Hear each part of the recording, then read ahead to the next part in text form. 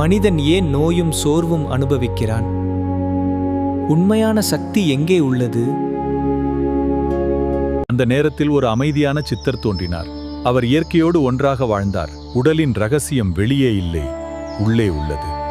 சுவாசத்தை கட்டுப்படுத்தினால் உயிரை கட்டுப்படுத்தலாம்.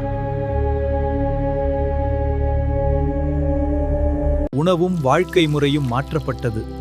உடல் மெதுவாக சக்தியுடன் மாறியது. ஆம் குருவே. உடல் சுத்தமாக இருந்தால் உயிர் சக்தி பெருகும். இயற்கைதான் உண்மையான மருத்துவர்.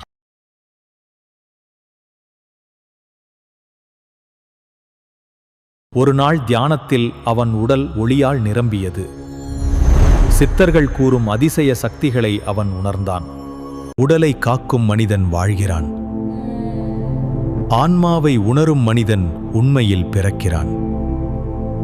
சுவாசம், தியானம், இயற்கை வழி வாழ்ந்தால் மனிதன் உடலும் ஆன்மாவும் ஒளியாகும்.